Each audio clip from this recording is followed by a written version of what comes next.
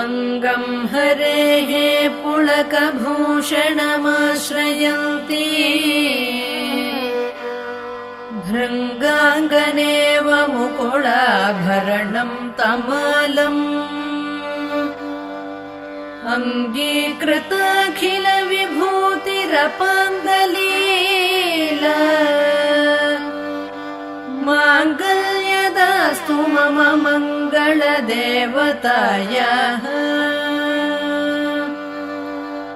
मुग्धा मुहुर्विदधति वदने मुरारेः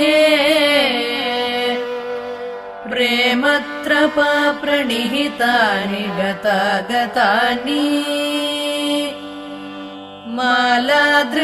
मालादृशोर्मधुकरीव महोत्पलेया सा मे श्रियम् दिशतु सागरसम्भवायाः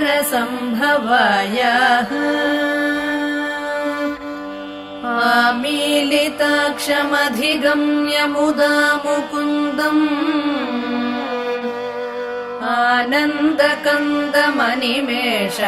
आनन्दकन्दमनिमेषमनङ्गतन्त्रम्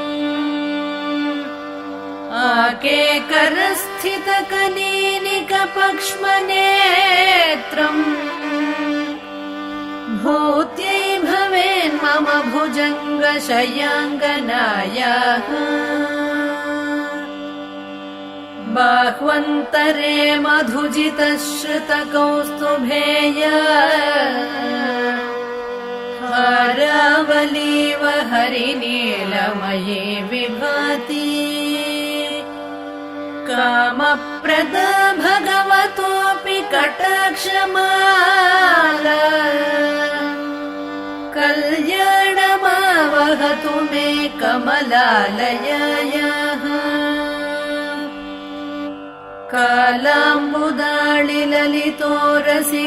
कालाम्बुदाळिललितोरसिकैटभारेः धाराधरे स्फुरति या तटिदङ्गनेव मातुः समस्तजगतां महनीयमूर्तिः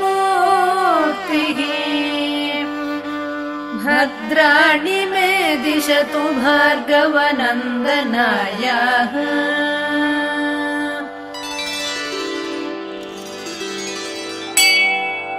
प्राप्तम् पदम् प्रथमतः खलु यत्प्रभावात् माङ्गल्यभाजि मधुमाथिनि मन्मथेन मय्यापतेत्तदिह मन्थरमीक्षणार्धम् मन्दालसं च मकरालय कन्यकायाः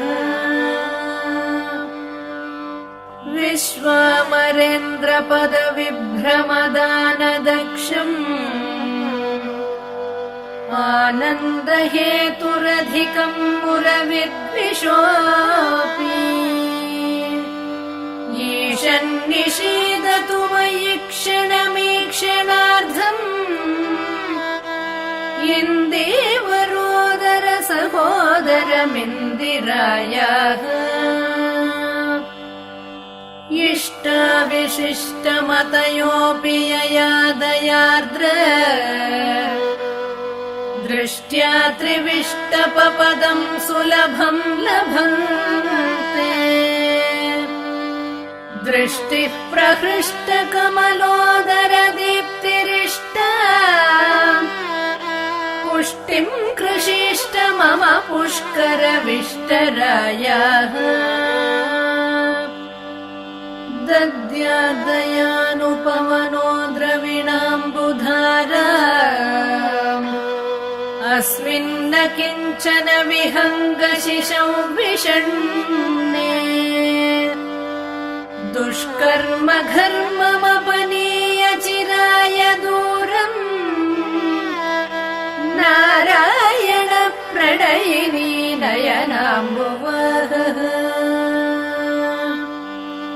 गीर्देवतेति गरुडध्वज सुन्दरीति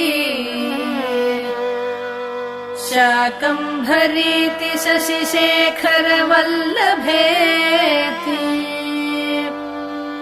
सृष्टिस्थितिप्रलयकेलिषु संस्थितायै तस्यै नमस्त्रिभुवनैकगुरोस्तरुण्यै।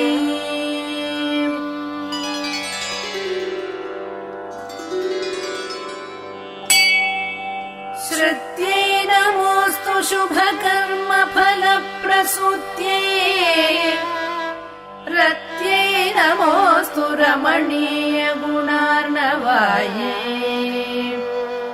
शक्त्यै नमोऽस्तु शतपत्रनिकेतनायै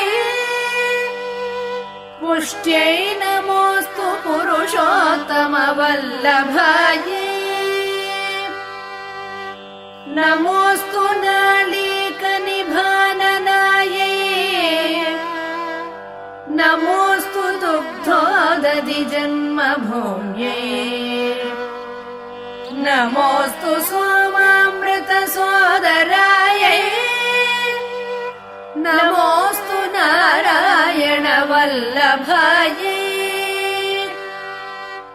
नमोऽस्तु हेमाम्बुजपीठिकायै नमोऽस्तु भूमण्डलनायिकायै नमोऽस्तु देवादिदयापरायै नमोऽस्तु शार्ङ्गायुधवल्लभायै नमोऽस्तु देव्यै भृगुनन्दनायै नमोऽस्तु विष्णोरुरसिस्थितायै नमोऽस्तु लक्ष्मी कमलालयायै नमोऽस्तु दामोदरवल्लभायै नमोऽस्तु कान्त्यै कमलेक्षणायै नमोऽस्तु भूत्यै भुवनप्रसूत्यै नमोऽस्तु देवादिभिरर्चितायै नमोऽस्तु नन्दात्मजवल्लभायै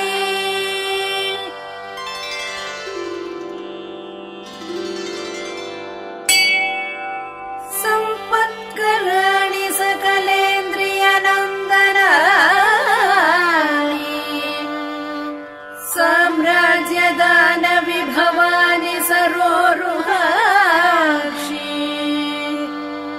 त्वद्वन्दनानि दुरिताहरणोद्यतानि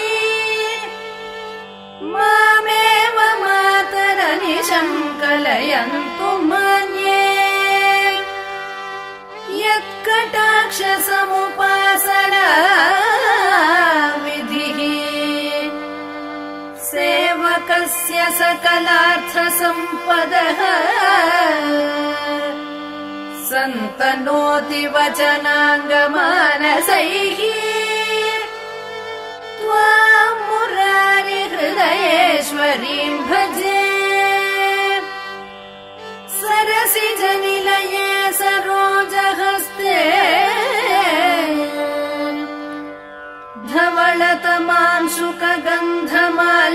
धवलतमांशुकगन्धमाल्यशोभे भगवति हरिवल्लभे मनोज्ञे त्रिभुवनभूतिकरि प्रसीद मह्यम् दिग्हस्तिभिः कनककुम्भमुखावसृष्ट स्वर्वाहिनी विमलचारुजलाप्लुताङ्गी प्रातर्नमामि जगतां जननीमशेष लोकाधिनाथ गृहिणीममृताब्धिपुत्री कमले कमलाक्षवल्लभे त्वम् करुणापूरतरङ्गितैरपाङ्गैः अवलोकय मामकिञ्चनानाम् प्रथमं पात्रमकृत्रिमं दयायाः